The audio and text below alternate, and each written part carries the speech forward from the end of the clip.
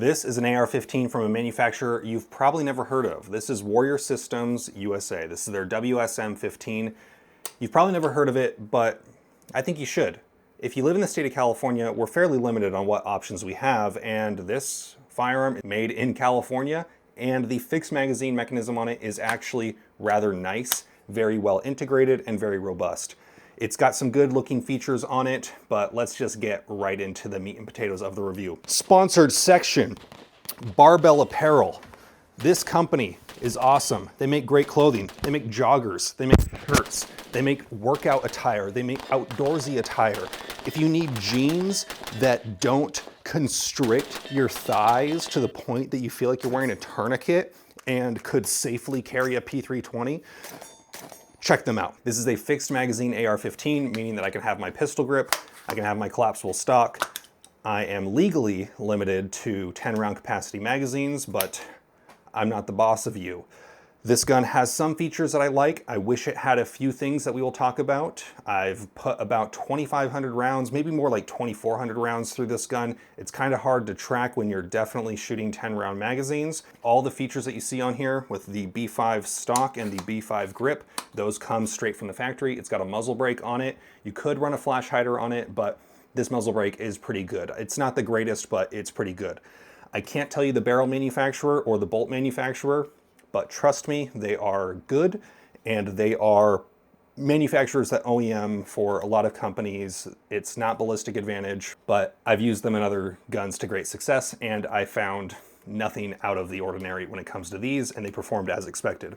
So, 2,500 rounds, have I had any issues? No. When they were first manufacturing these, some of the blanks that they were receiving were finding some sort of defects, so they basically tooled up their entire facility to be way more state-of-the-art. They have a machine that does everything all in one motion that doesn't require any human interaction to complete from billet to what you see here for the lower. There are four of these machines in the United States, maybe three.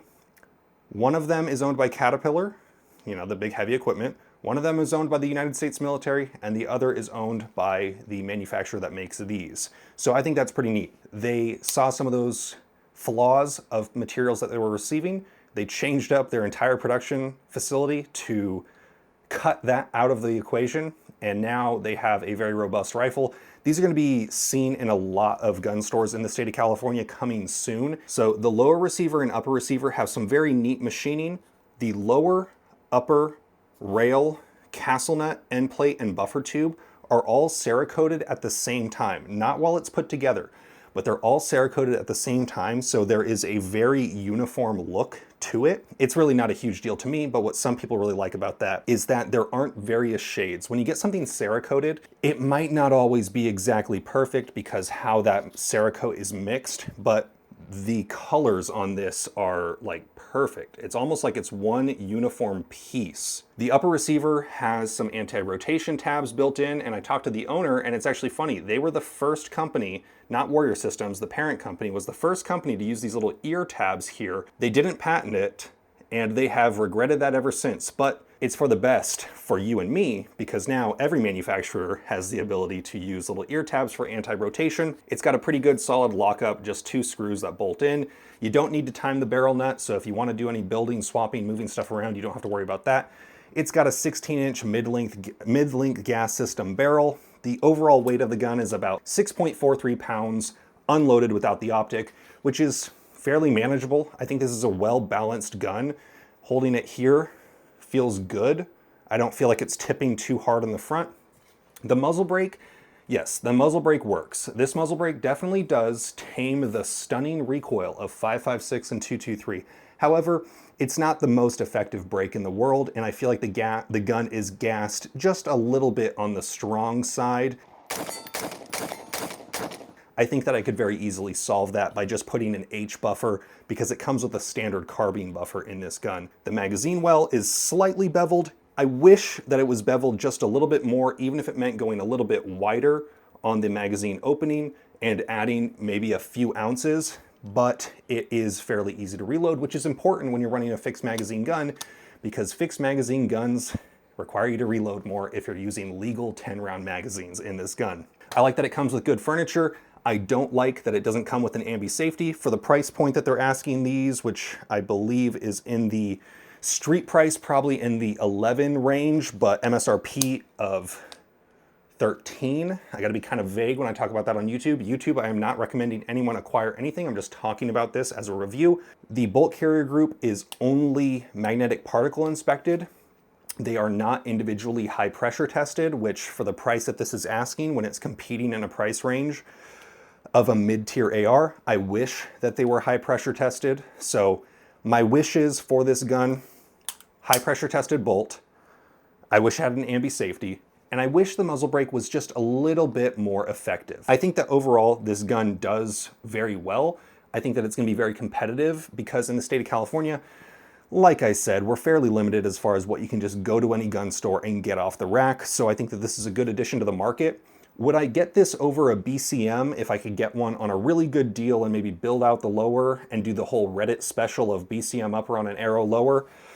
Personally, probably not, but I like building and I like tinkering.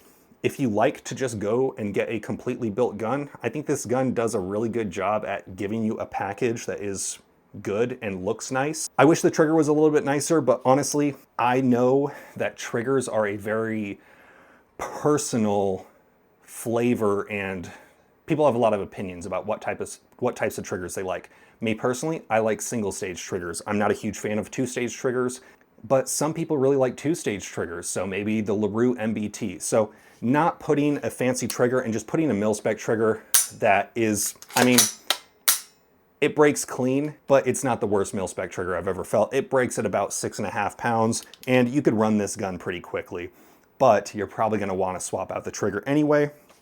What I do really like is their fixed magazine system. Now YouTube, I'm not showing any manufacturing of any gun or parts or accessories here. You notice that there's no external sort of device on the magazine, on the magazine catch on either side, but it uses a Kingpin, AR Maglock Kingpin for the rear. If we come and look here, normally the Hogue Freedom Fighter would be drilled on this side, and what the Hogue Freedom Fighter is a little pin that blocks the magazine catch from moving. They actually go the opposite direction and put it right here. You're probably not really gonna be able to see that. It puts it on the other side, and if you look at the mag catch itself, you see that it has a little bit of a cutout there. Overall thoughts on this gun, it's been perfectly reliable. I run my ARs just crazy hot, crazy fast. I try to get these guns smoking hot, and the gun survived, which I cannot say about every manufacturer that I've reviewed. So the gun's been reliable. I'm getting about 2.5-inch groups with cheap ammo, 10-round groups, just with a LPVO and sitting on a bench with no front or rear bag. I wish it was gassed just a little bit lighter. It kind of is a little bit overgassed, but nothing a slightly heavier buffer can't fix. So all in all, I think that this is a very good entry to the market. I'm glad to see more manufacturers catering to the California market, but if you live in a free state, you can order up one of these too. Let me know what you guys think. You guys know the drill. Have fun, be safe, stay dangerous. Peace. All right, torture test time. We got it loaded up with the hex mag. Nothing's wrong with the ammo or the gun. It's just gun has to run with the hex mag.